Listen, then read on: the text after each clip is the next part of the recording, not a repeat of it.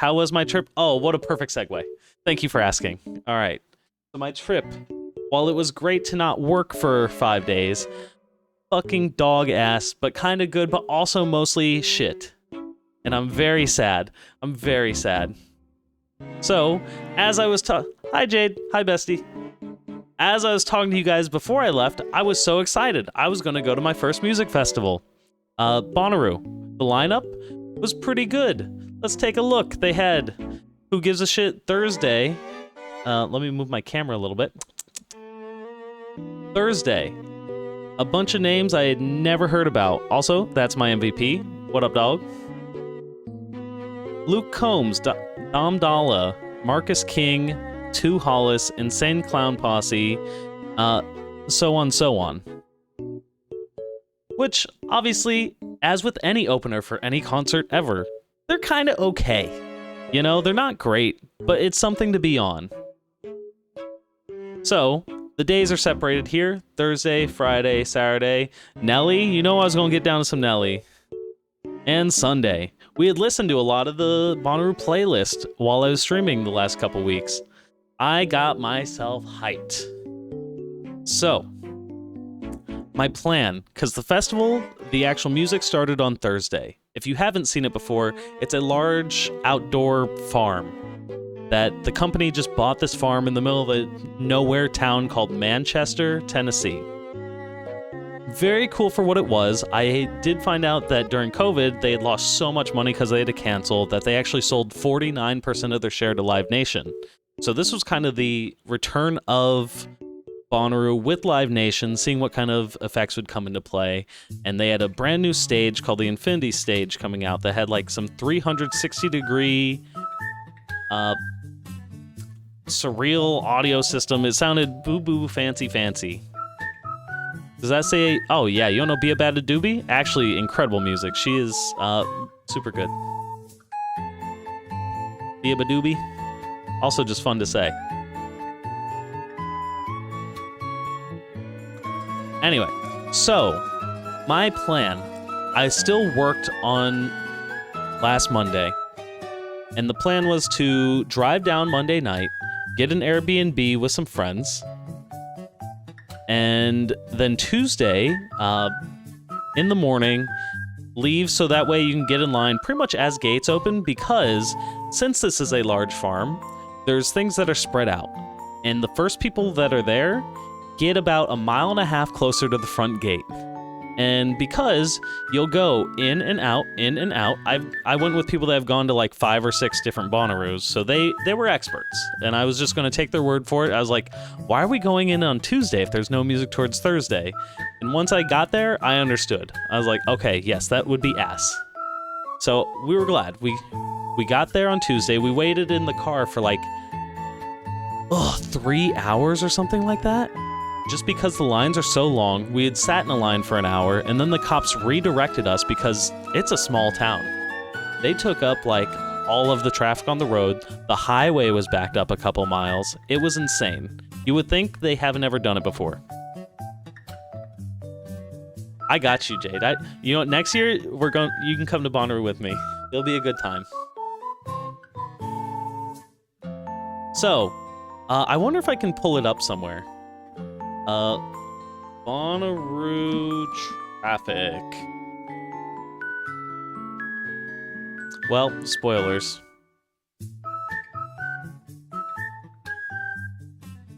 Basically, it's something like this. And apparently, this was a record-breaking year. Wow, alright, they don't like my ad blocker.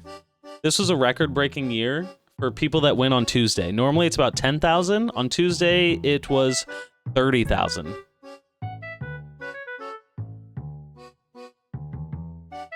So, we get in. It's very hot outside. It's like 80 to 90 degrees. It had been raining the week prior, so it was a little humid. And I'm setting up real camping. Like, oh, I'd love a GDQ Bonnaroo crew. Honestly, the vibes are very similar. It would be cool. So, yeah, the camping. Everybody sets up canopies, you set up walls. We had expected a little bit of rain, so people are setting up like rain gutters, side walls, stuff like that. But you just go on a cot or whatever. You can do a tent, but you're gonna cook yourself in a tent because it just traps in that heat, and it's a miserable experience from what I've heard. Which, again, I'm so glad I had veterans for this because I would have just been like, yeah, put a fucking tent on the ground, you're good to go. And it wouldn't have been good. You set up cans of pee? Well, that wound up happening. Yeah, you have to. Obviously. Just in case you run out of water, you gotta recycle.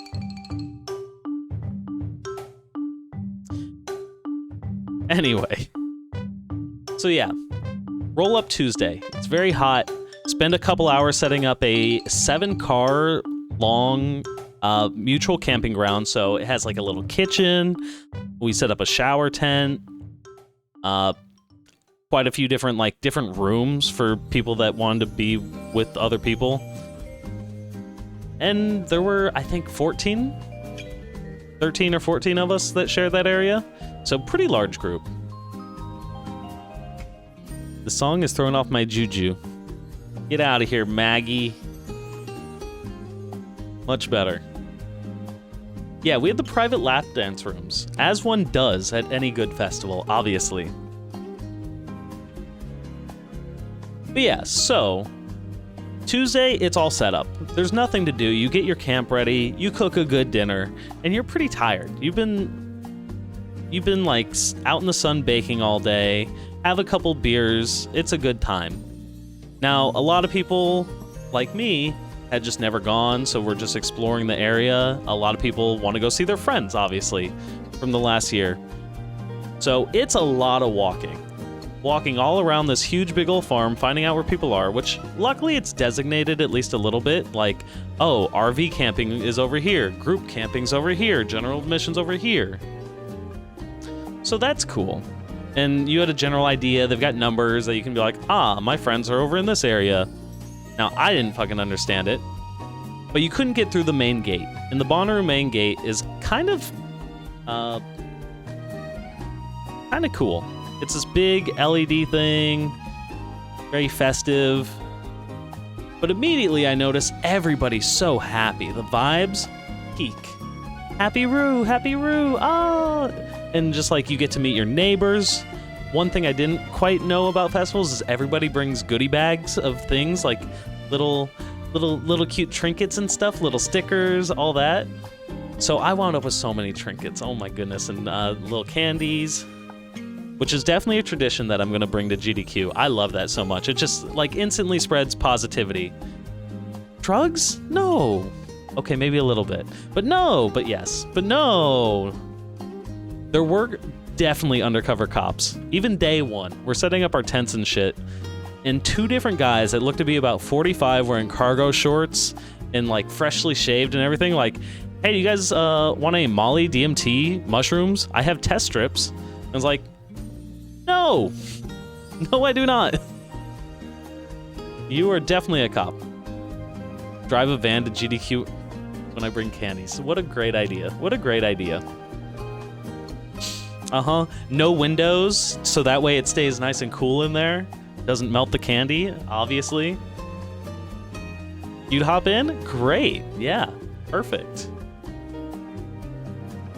Anyway, I hate you. So Tuesday, walked around, met the famous Bonnaroo bus because apparently the group that I was connected with them. They have a podcast. Basically, this bus is a big famous bus, and they got a special spot and all that. And they had a whole ass bar, which I thought was really cool. I wonder if this is on Google. The Monkey Bar. Yes! Only it was bigger, and it was just a hey, we made this for you, the homie system. Which I thought was really neat, because I'm like, so where do I pay for this stuff? And they're like, no, you don't. Don't worry about it. It's all free. Have a good time. Happy Roo. And I'm like, oh, I love this system. So I'm going to sell all my worldly belongings, go work at the Monkey Bar for the rest of my life. Is the goal. Tuesday, finally, I pass out, I sweat my ass off, my feet hurt, I was a little tired, I'm old. The night before the Airbnb, I was supposed to get a bed, and it didn't work out because we got in at like 3 in the morning, so I slept on the couch, a sectional, not even a pull-out. So I was like, you know what, I'm gonna get some sleep. It's like 1 in the morning, whatever. And I wake up in the middle of the night, and it's fucking freezing somehow. I don't know how. It was like 80, 90 degrees, and I wake up freezing because I'm wearing just like shorts. That's it. I'm like, that's weird. I didn't expect that in the middle of summer because like when I'm out here, it's not cold. And I guess the thing is just being in that open area, like your sweat kind of cools you down a bit, and then also the temperature really does drop to like around 50, but it feels so cold. But yeah, so the next day, Wednesday, still not a music day. Let me put the lineup back on. Still not a music day. But it's pretty much just a hangout. I do, allegedly, meet somebody and take these droplets that is a microdose of some shiitake mushrooms. Yep. And so I'm vibing throughout my day. Go on some nice walks, meet some people, hang out. And everybody just kind of is like, all right, it's a miniature party, but you get ready for the next day. Which finally comes. Wednesday, not miraculous, you just get hot. That's about it. Hang out, get ready. Thursday comes, and again, we look at this lineup. Luke Combs, Dom Dalla, Marcus King. I don't give a fuck about any of these people, I'm gonna be honest. I definitely was skipping on Luke Combs. But finally around like 7 at night or so, like, well, I definitely want to go in. So I wind up going to this Joey Valence and Bray set, which is just 2 DJs. They're at this new stage, the Infinity stage, that's supposed to be all big and fancy. And it was super underwhelming, if I'm being honest. I'm gonna snooze ads one more time. So if you weren't like in the mix of it, it was a really bad experience. Like the audio was kind of muffled. You were by vendor tents, which had obnoxious lights like blaring in your face. The sound was just not good. You had like a tree randomly blocking your way. So went in for that, and they're called Of the Trees. They also did a set. No, I was wrong about Joey Valence. Just kidding. It was Of the Trees. Long time. Which apparently the thing for Of the Trees is that they get people to dress up as the Lorax. So I knew a couple people that dressed up as the Lorax.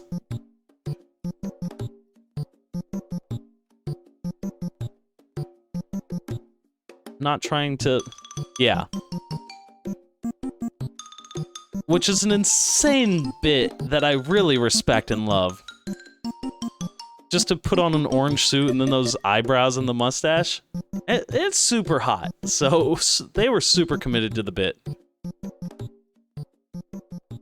So went to see that, and then decided, you know what? We're already at the Infinity stage. I don't really care about the other sets.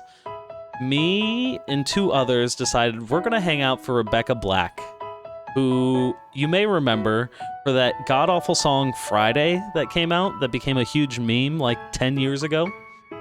And she's since turned her life around to be a DJ. She capitalized on that 15 minutes of fame like 15 years later. I can't spell. And became a house DJ, which is pretty cool. And she had good energy. I got like front row of the Infinity stage, so really got to see like the lights and hear the sound system for what it was, which I thought was really cool.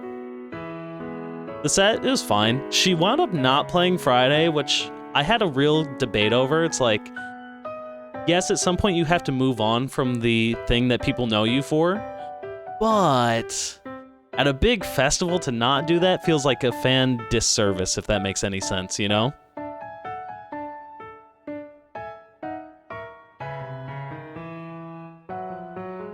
But yeah, so that was a house set, you know, you do some bumps and whatever, house music, it's fine. Afterwards, tried to meet up with the rest of the group, go around, saw some of the cool stages, because it's a really good venue. Like, just very large, very spread out, but the way that it works, it just kind of naturally amphitheaters for a lot of the stages and stuff. So then, we met up with everybody else. They were at the Dom Dalla set. Checked that out a little bit. Went to, just to see it, go see what Insane Clown Posse was about. So saw the beginning of their set, which if you haven't seen them, they're old now, but their whole thing is Faygo, and they had like 52 liters of Faygo just shaking up and spraying the crowd, which, you know, we blame for flooding, of course, naturally. But that was the end of that night. There's always stuff outside of the main gate, like it's called the Grove. We're in the woods. It's just like tree areas where there's more music and a chill place to hang out. There's the House of Yes, which has like a burlesque show, and people wind up getting married there and stuff, which is crazy. So checked out some of that, hung out around with other people, and ultimately I was like, all right, well, Friday starts the real first day, because I really wanted to see Tyler, the Creator. I wanted to see John Summit. I wanted to see Glass Animals. I wanted to see Goose. I wanted to see Rainbow Kitten Surprise. I wanted to see JPEG. I wanted to see Foster the People. Ali and AJ was supposed to start off the day. Overall, pretty good sets. But as the day got started, it's about 1 p.m. Ali and AJ is supposed to start at 2:30, and it starts raining a little bit. We're like, okay. We're all just chilling out in our canopies and stuff like that. We're making sure that everything's waterproof, just since the rain's coming. And then we hear sirens go off, and they decide to close the gates for the main entrance. Like, yeah, we're gonna delay the shows a little bit, and you can catch things on like the app gives you updates and stuff like that. And after 4 hours of it raining and getting nasty, you just start hearing people scream a little bit, and you're like, what's going on? And because on Instagram they posted this. Today, the National Weather Service provided us with an updated forecast with significant steady precipitation that will produce deteriorating camping and egress conditions in the coming days. We are beyond gutted, but we must make the safest decision and cancel the remainder of Bonnaroo. We're going to make things right, and we'll refund you information at the end of this message, blah, blah, blah. Basically, the show's over. They're giving us 75% of our money that we spent on tickets and stuff. But kind of like what this commenter says, can I get a refund on the 2,000 Milaroos I put on my car? And yeah. And then this is me, Rip to Roo first-timers. They won't get to experience the magic and are less likely to come back. I'm still gonna go back, but... Oh yeah, and of course, big joke, Natasha Bedingfield was supposed to perform, so that bitch really wanted to feel the rain on her skin. So I drove 6 hours to get there, waited in traffic for 3 hours to get in, and then sweat my ass off for 3 days just to not go see any music that I wanted to see. Ugh. But, to be fair, they kind of had a decent point.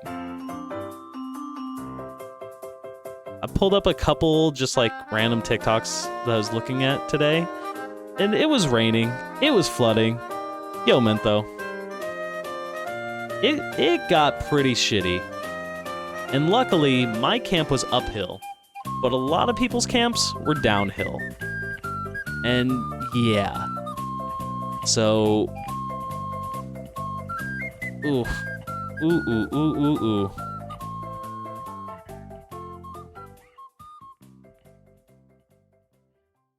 It was a lot of water.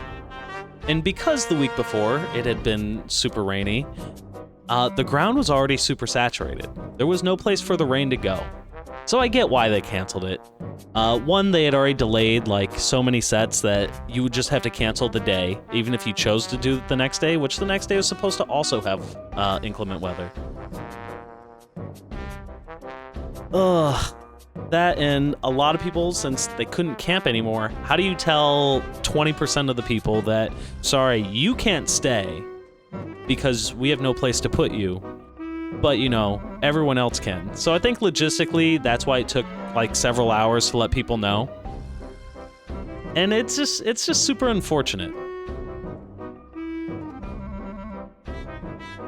But yeah, they had told people, hey, we highly encourage that you don't drive out tonight, so that way people that are displaced can actually leave.